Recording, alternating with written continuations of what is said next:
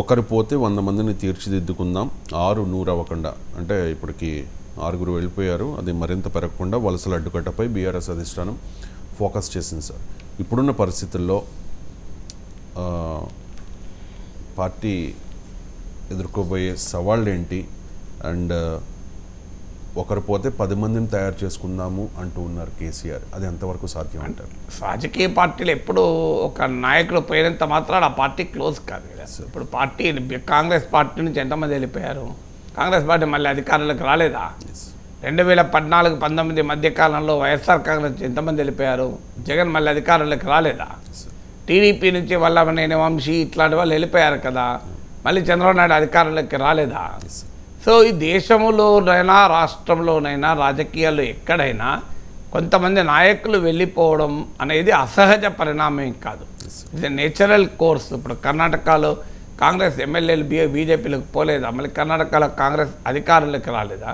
So ఇలా దేశవ్యాప్తంగా అనేక ఉదాహరణలు ఉన్నాయి. పార్టీలకు వెళ్ళిపోతుంటారు నాయకులు, ఆ సమయంలో పార్టీ బలహీనపడుతూ ఉంటుంది, మళ్ళీ రాజకీయ పరిస్థితులు కలిసి వచ్చినప్పుడు మళ్ళీ పుంజుకుంటూ ఉంటుంది. సో ఆ రాజకీయ పరిస్థితులు కలిసి వచ్చినప్పుడు సరైనగా యాక్ట్ కావాలి, రాజకీయ పరిస్థితులు తనకు అనుకూలంగా మార్చుకోవాలి. సో ఇలా ఇదొక నిరంతర యాక్టివిటీ, ఒక్క రోజులో కాదు. అందువల్ల ఏ రాజకీయ పార్టీ ఓ నాయకుడు వెళ్ళిపోయినంత మాత్రాన నిర్వీర్యం అయిపోదు, బలహీనపడుతుంది. నిర్వీర్యం కావడం వేరు, బలహీనపడడం వేరు.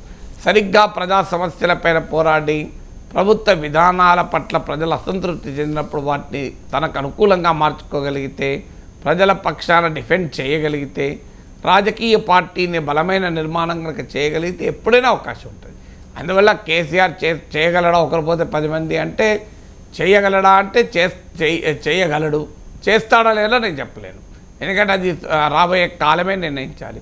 కానీ ఒక ప్రశ్న మాత్రం ఉత్పన్నమవుతుంది. ఇప్పుడు బీఆర్ఎస్లో ఉన్న పాత ఒరిజినల్ లీడర్లు అదే మాట అంటున్నారు, అధికారంలో ఉన్నప్పుడు మమ్మల్ని పట్టించుకున్నారా? మీరు వేరే పార్టీ నుంచి వచ్చిన వాళ్లకు ఎవరి వరకు పెద్దపీట వేశారు, ఇప్పుడు వాళ్ళంతా నిన్ను వదిలి వెళ్ళిపోతున్నారు. ఇప్పుడు మళ్ళీ మేము గుర్తొస్తున్నాం, మళ్ళీ ఉద్యమకారులు గుర్తొస్తున్నారు, ఒరిజినల్గా బీఆర్ఎస్తో ఉన్నవాళ్ళు గుర్తొస్తున్నారు. ఇప్పుడు మళ్ళీ మేము ప్రతిపక్షం నుండి మొయ్యాలి, మళ్ళీ మేము మోసిన తర్వాత మళ్ళీ కేసీఆర్ అధికారంలోకి వచ్చాక మళ్ళీ మమ్మల్ని కెరియేస్తారా? మళ్ళీ అప్పుడు అవసరాలు, రాజకీయ అవసరాలు ఉంటాయి, పార్టీ అవసరాలు ఉంటాయి, రాజకీయ పునరేకీకరణ అవసరం ఉంటుంది, తెలంగాణ పునర్నిర్మాణ అవకాశం ఉంటుంది, మళ్ళీ మీరు వేరే పార్టీలో తెచ్చుకుంటారు. అంటే చాకిరంతా మేం చేయాలి, క్లీన్ అంతా మేం చేయాలి, మీరు వచ్చి కూర్చుంటారు. అప్పుడు వేరే వాళ్ళు వచ్చి కూర్చుంటారు, అప్పుడు వాళ్ళు వచ్చి పదవులు తండకెళ్తారు. మేము కేసులు ఎదుర్కొని అరెస్టులు అయ్యి తన్నులు తిని తెలంగాణ తెచ్చుకుంటే తెలంగాణ వచ్చాక ఎవరు మంత్రులు అయ్యారు? సో వేరే వాళ్ళు ఎవరైతే మా పైన కేసులు పెట్టారో, మా పైన రాళ్ళు వేయించారో, మమ్మల్ని ఉరికించి కొట్టారో సమైక్యవాదులు కూడా మంత్రులయ్యారు. సో రేపు మళ్ళీ జరగదన్న గ్యారెంటీ ఏంటి అని అడుగుతున్నారు.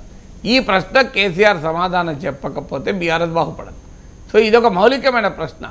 సో ఈ ప్రశ్న అధికారంలో ఉన్నప్పుడు కూడా జరిగింది. నాయి నరసింహారెడ్డి, శ్రీనివాస్ గౌడ్లు ఒకరోజు ఇదే ప్రశ్న అడిగారు, మాకు బాధేస్తుంది, తెలంగాణ ఉద్యమ కాలంలో మాపై రాళ్ళేసిన వాళ్ళు, మాపై కేసులు పెట్టిన వాళ్ళు మంత్రులైతే మేము వాళ్ళ దగ్గరికి లెటర్లు పట్టుకొని పోవాల్సి వస్తుంది అని అన్న తర్వాత శ్రీనివాస్ గౌడ్ కూడా మంత్రి అయ్యాడు కనుక ఆయన కామ్ అయిపోయాడు తర్వాతగా. సో అందువల్ల ఇప్పుడు ఈ ప్రశ్న అందరూ అడుగుతున్నారు బీఆర్ఎస్లో. మీరు సిన్సియర్గా బీఆర్ఎస్ పుట్టినప్పటి నుంచి పార్టీకి లాయల్గా ఉన్న వాళ్ళ ప్రశ్న ఇదే. సార్ ఇప్పుడు సార్ దెబ్బతినడంగా మా అవసరం వచ్చింది, సో తర్వాత ఏంటి పరిస్థితి?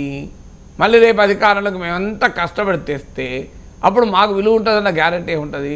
మళ్ళీ బయట నుంచి వచ్చిన వాళ్ళకే పదవులు కదా, మంత్రి పదవులు ఇస్తారు, రాజ్యసభ సీట్లు ఇస్తారు, ఎమ్మెల్యేలుగా ఎంపీలు. అప్పుడు ఏమంటారు, గెలుపు గుర్రాలకే మనం సీట్లు ఇవ్వాలి, విన్నబిలిటీ. ఎన్నికల్లో పడేది గెలవడం కొరకు కదా, గెలుపు గుర్రాల కొరకే సీట్లు ఇవ్వాలి. ఇది పార్టీ కొరకు మీరు త్యాగాలు చేయాలి, పార్టీ అవసరాల కొరకు త్యాగాలు చేయాలి. పార్టీ గెలిస్తే అమ్మలాంటిది, తల్లిలాంటిది, అందరం గెలుస్తాం కదా అని మరి మాకు ఉపన్యాసాలు ఇస్తారు.